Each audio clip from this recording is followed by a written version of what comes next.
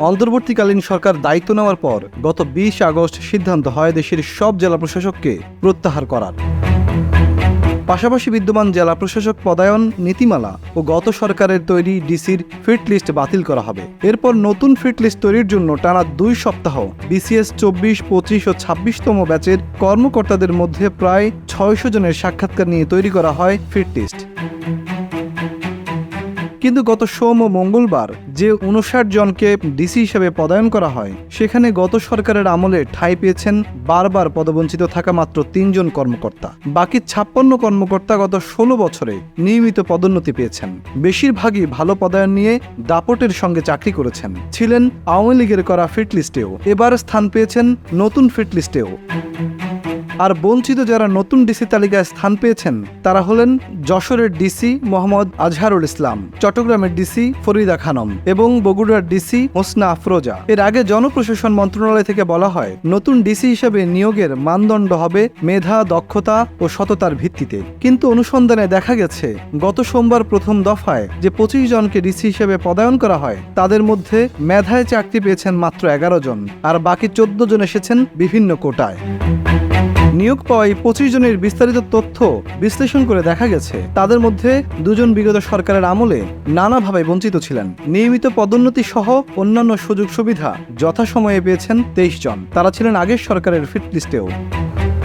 এছাড়া এবার তুলনামূলক কম স্থান পেয়েছেন নারীরাও, 25 জনের মধ্যে মাত্র 3 জন নারী। এই 3 নারীর 2 জন বিগত দিনে বঞ্চিত ছিলেন। খোঁজ নিয়ে জানা যায়, নতুন নিয়োগের ক্ষেত্রে সরকারকে সহযোগিতা দিতে 24, 25 ও 26তম বিসিএস এর 5 কর্মকর্তাকে সমন্বয় করা হয়েছিল। তারা হলেন বিসিএস 24 ব্যাচের নূরজাহান খানম ও নজরুল ইসলাম, 25তম ব্যাচের নুরুল করিম ভূঁইয়া ও ফরিদা খানম এবং 27তম ব্যাচের সরোয়ার আলম। এই সমন্বয়কারীদের কাউকেই ডিসি করা হয়নি।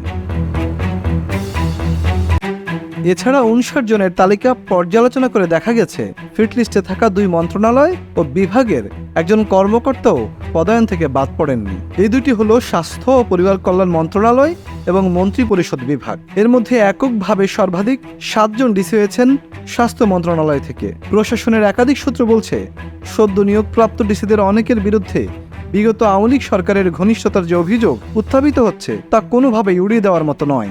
ঢাকার ডিসি হিসেবে নিয়োগ পাওয়া তানবির আহমেদ সাবেক আইন সচিব আবু সালে মোহাম্মদ জহিরুল ইসলামের একান্ত সচিব ছিলেন। এছাড়া তিনি সাবেক জনপ্রশাসন মন্ত্রী সৈয়দ আশরাফুল ইসলামের একান্ত সচিবও ছিলেন।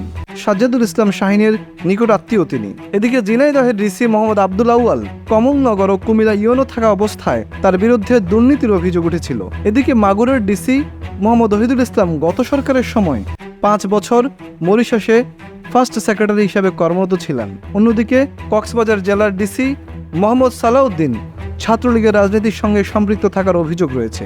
এদিকে গত সরকারের সময় তিনি মোটা বেতনে একটি প্রকল্পে পোস্টিং ছিলেন। ছাত্রলীগের রাজনীতি করতেন নোয়াখালীর ডিসি খন্দকার ইশতিয়াক। তার বাবা ও মামা গাইবান্ধা জেলা আওয়ামী লীগের রাজনীতির সাথে সম্পৃক্ত ছিলেন। অন্যদিকে গোপালগঞ্জের ডিসি মোহাম্মদ কামরুজ্জামান বিগত সরকারের আস্থাভাজন হওয়ায় সৌদি আরবের কনসাল জেনারেল পদে নিয়োগ পেয়েছিলেন। রাজুকের পরিচালক ও হজ অফিসার হিসেবে পোস্টিংও নিয়েছিলেন। এদিকে ফরিদপুরের ডিসি মোহাম্মদ কামরুল হাসান মোল্লা ঢাকা ও চট্টগ্রামের সাবেক ডিসি মমিনুর রহমানের ভাগ্নি জামাই। লালমনিরহাটের ডিসি রাকিব হায়দার উপসচিব হিসেবে পদোন্নতি পেয়ে শেখ মুজিবুর রহমানের মাজারে ফুল দিয়েছিলেন। তিনি আওয়ামী লীগের রাজনীতির সঙ্গে সম্পৃক্ত বলে অভিযোগ রয়েছে। তবে জনপ্রশাসন মন্ত্রণালয়ের সিনিয়র সচিব মোহাম্মদ মোখলিসুর রহমান বলেছেন, ভুল তথ্য দেওয়া হয়েছে কিংবা তথ্য গোপন করা হয়েছে। সমতট টিভি, ঢাকা।